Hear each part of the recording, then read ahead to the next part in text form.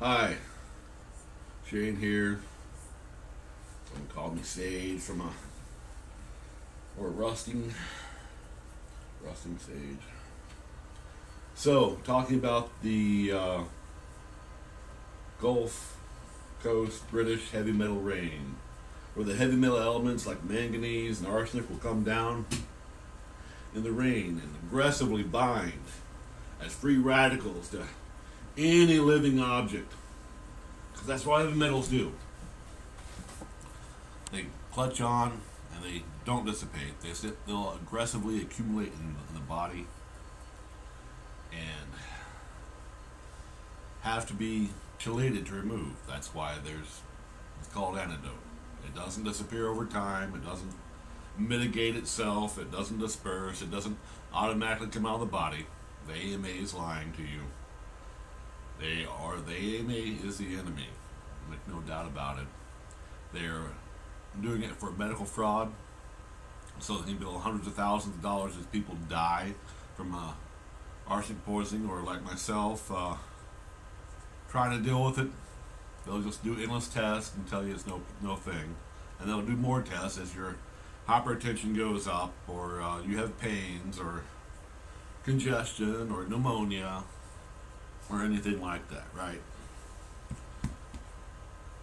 This little guy was born about 700 miles from the coast.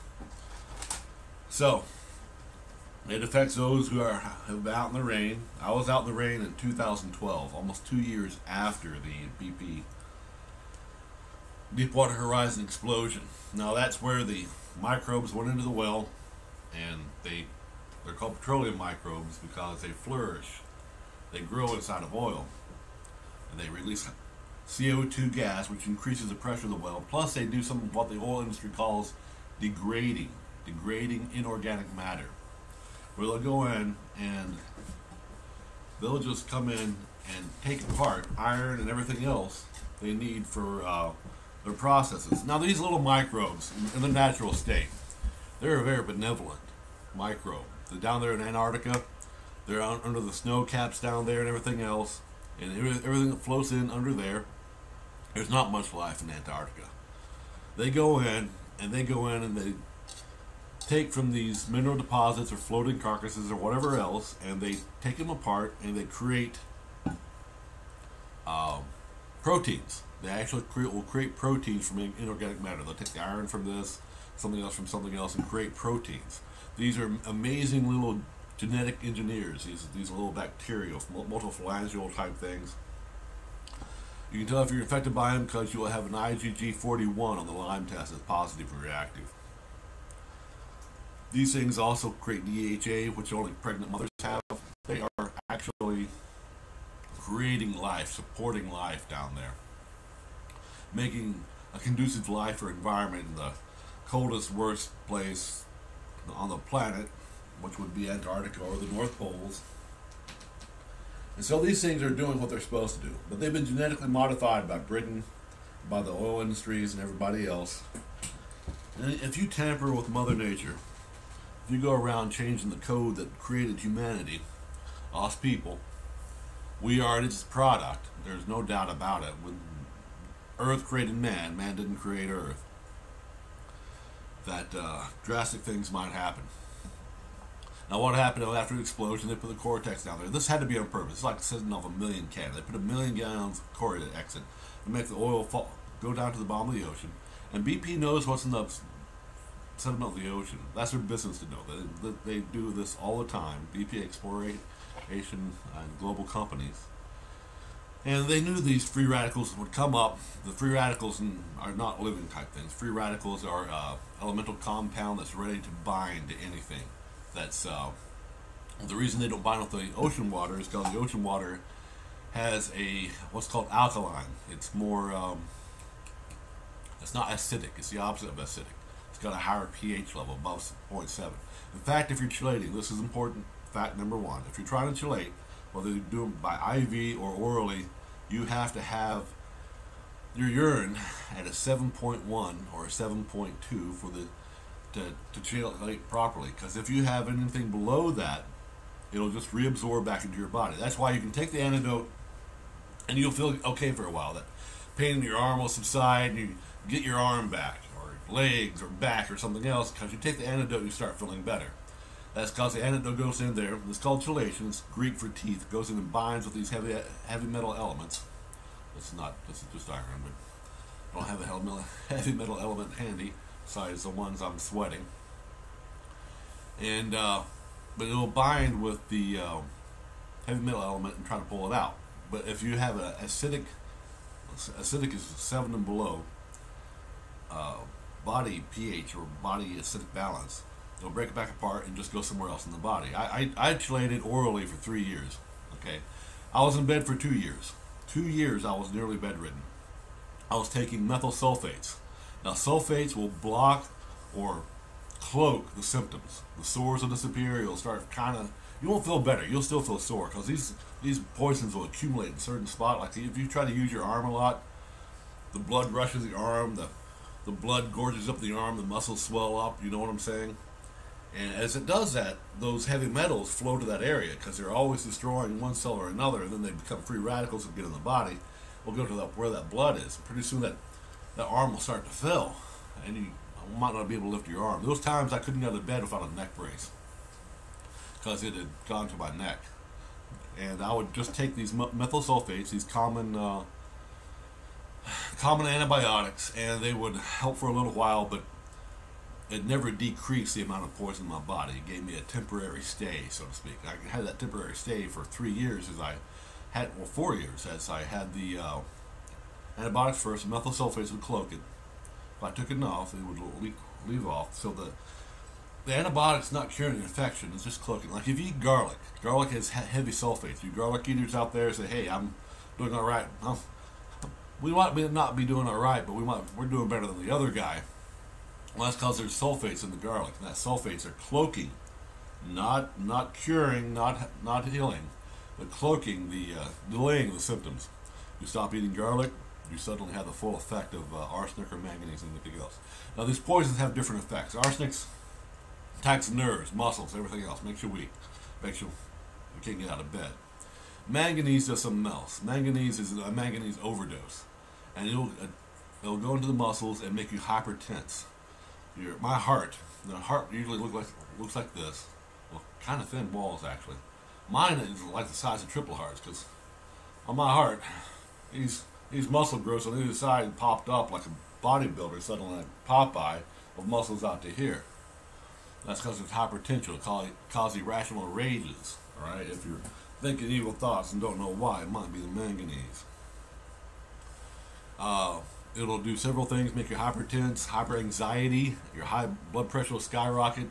Untreated, it's very dangerous, people. It's dangerous as arsenic. These things bind on 2 different levels.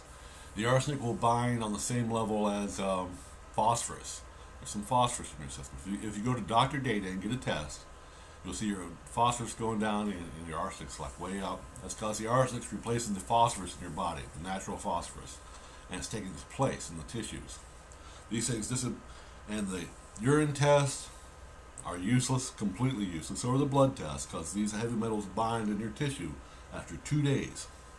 After 2 days, the blood and urine are absolutely useless. They won't show up anything. It will show up in your hair because it's already part of your body and growing, right? So basically, you have to do IV chelation. The other thing is, if you're trying to orally chelate with like EDTA, these have become this is a cheaper thing that came out. For a while, those DMSA, some other things a person could buy at $100 a day bottle, broke me. I spent everything I had. I am a pauper now. But this EDTA is fairly cheap, and it's the only thing available. But for this to be effective, you have to have a teaspoon. You have to bring your body pH up to the alkaline level. To do that, you take a teaspoon of sodium, sodium bicarbonate, baking soda. Put it in a cup and stir it around like 1 teaspoon and drink it. Maybe like a 6 ounce, 16 ounce glass, whatever. Drink it all. Doesn't taste great.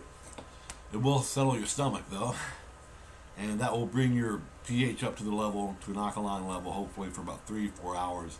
That's when you chelate, and you might take another one, drink of those another 4 hours. You can get a pH tester online, like a pocket pH tester for 12, 15 bucks. Keep track of your pH. You'll know what your pH is then. Here's what one looks like. I'm replacing the battery in mine currently. But you just put it into the water and turn on the LED and your pH will show up right here. Alright. So sodium bicarbonate. Now the other thing is, those suffering from high blood pressure and other things from the heavy metal poison, that's because the manganese is entered your system. Now manganese operates on the same level as calcium. Calcium that binds to your muscles, you have to have calcium in your muscles to live. Calcium is a necessary element in the body. And they'll try to give you all this other crap, like linzapril or something for high blood pressure, trying to say, well, you'll just pee more if you have linzapril and reducing water. No, that doesn't do it. You have to maintain weight, is another thing. If you don't maintain weight and you slim down, you're just increasing the dosages of those heavy metals in your body, because those heavy metals aren't going to leave until they're made to leave by EDTA. Get it through an IV though, okay? This is a temporary measure. You need an IV, because taking this, you'll just stir it around in your body until it gets to your heart and chest, and then it's really hard to get out, right? But your high blood pressure from manganese. Manganese is operating on the same level as calcium. Now, to clear the calcium out, there's something called a calcium blocker. This is a high blood pressure medicine. It's called amlodipine. Alright? Where is that? Amlodipine. Amlodipine, I don't care what it's called.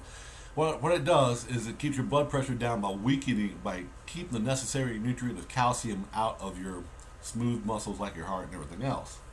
So they don't function as well. But since manganese works on the same level as calcium, this is a manganese blocker. This keeps the manganese from your muscles a little bit and keeps your high tension down. This is why it works. Doctors don't know this. Doctors are being told something else, and doctors will lie to you. I have recordings of doctors lying to me. I'm a physicist for HazMat experience. I knew they were lying to me. I'm suing a federal court with the God Microbe by Shane Bruce. I record some stuff there. Check it out. But this is just how to deal with the poisons first. This is all this video is emergency measures. Alright. So, you know the sulfates only block. It's temporary. Oral chelation only does so-so. Sodium bicarbonate, absolutely essential for proper chelation. You won't see this in anywhere except for like the British journals on warfare, about how the British anti-Lewisite required sodium bicarbonate. Doctors aren't teaching this one. This is war technology I'm talking about. Sodium bicarbonate, baking soda. You have to do it when you chelate. You take the EDTA or anything chelating, put the sodium bicarbonate drink with it. The other important thing, no chelation will work as long as you have mental feelings in your mouth. I know this is the poor kids out there that never afforded fillings. Count yourselves lucky, because the fillings have to come out one way or the other. However you can manage it before any chelation, even the oral chelation or the IV chelation will work. You have to have the metal fillings removed, because when you take the chelation element, it goes in there and finds these metal fillings, and it's like it kind of stews or boils, or not thermically. Like the BP explosion wasn't a thermal explosion, it was a microbial gas explosion. All right, still an explosion, just didn't contain the element of fire. It contained the fire was the microbe. The microbe was acting as a fire. Okay, it went down there, grew, expanded, released gases, burn up the inorganic elements. The microbes can burn the metal away. So you change the metal into an elemental state. That's some pretty fascinating fire. But then, and CO2, really CO2 just like a fire would. But I have to have those fillings removed. Okay? And you can put the plastic fillings in there, but if you're a guy, those plastic fillings contain BPAs, and your organ systems, like your testicles down here, are already going to be affected by those heavy metals. So it might be your motor skills, you might have facial twitching, you might have memory loss, you might have executive cognitive dysfunctions from the manganese, you might have memory problems. I think I said memory problems twice. I sometimes repeat myself. Oh. And I have like nervous and facial tics sometimes too. I have to take the manganese blockers for that, alright? Staying alive, expert at survival. Now, all you people who out there live in the woods, the active people, and the tactical response peoples who are out in the woods like the Army, okay? Navy guys on the ships. You're sitting around, if you're a rainbow camper, and you come across a bowl that's been sitting out for a little bit, and it's got rainwater in it. And you think, what a blessed thing is this rainwater that it doesn't come from the stream. It's no longer safe. I don't know how long it's gonna last is a question. Anytime oils get reintroduced to the ocean, and that is the Gulf of Mexico is an oil sieve. Those heavy metals go back in the rain. So that rainwater is what did it. Because anybody who lives out in the woods camping takes rainwater as the refreshing drink, right? What could be safer than rainwater? Rainwater is not safe, or wasn't safe from 2010 through 2014 at least. I won't say it's safe now. That rainwater is some of the most dangerous stuff on the planet. Alright? Do not drink the rainwater. Or, if you want to know what did it, it was the rainwater. Now, I have a whole host of other problems. Seriously. I got something that they can't explain. I can't explain unless there's some type of genetic mutation going on. But I take two different temperatures. Oil core temperature and then the surface temperature. I get different results a lot of times. My core temperature will drop if I get cold before my surface temperature will. I get hypothermia, and I don't get the shivers with the cold or the oh my God, what should I do? I go straight from comfortable to more comfortable. I go straight into the last stage of hypothermia where my body core drops down to about below 95 is hypothermia. My body core has been 90. I've been walking around. My blood pressure and heart rate, if I not work myself back up, will go up for a couple of days, you know, and my terrible stress on the system. But my heart rate might be 110, 115 for 2 or 3 days.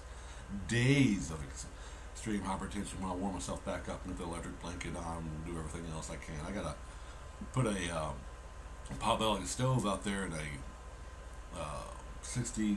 I have a doghouse out there, kind of a shed, 20 foot by 10, but it's got R60 insulation in it, and I can keep that sucker up to about 140, 150 degrees on wood. I'm going to go out there and try to restore myself. Basically, most of my day is how to survive this chemical attack. And it's not being helped by the AMA, or you can't go to the hospital, won't help you, nor will anybody else. Except two things. The high-end dentist that will do ceramic fillings, because I don't know anybody that's going to try to pull out their teeth for a filling. It's a possibility, though, on their own. Or a dentist that would even do it. The second one is these things that have been labeled alternative medicine by the AMA. The AMA is not mainstream. You got to realize the AMA is a racketeering. They got felony charges of racketeering back in the 1920s or 1890s or something like that. It's a racket. If you read their ethic guidelines, there's nothing about treating a patient. It's all they're a group of people who've learned to be federal defendants. It's a criminal, terroristic organization. Once they combine the fraud with the terrorism of BP, they are a terrorist organization, whether it's been admitted or not. They have money. BP has money. There's a problem. Back in the 80s, if anybody remembers, there was a slew of incidents about spies everywhere. Every time you turn on the news, there'd be a different spy that was turning over information. Be it naval guys or CIA guys or FBI guys. They all had traitors in their ranks, right? But in about the 90s, all that suddenly disappeared. Nobody heard anything about spies anymore. Spies just don't disappear unless there's something really tremendous going on, or the country's been occupied. About that time, the government switched over and says, hey, this ARPANET, all this secure technology, let's just make it open to the public and call it the internet, okay? All those things, back at one time, the technology was highly protected. Now it's just open to everybody. America's just a bleeding sieve of deceit and treachery by bribery.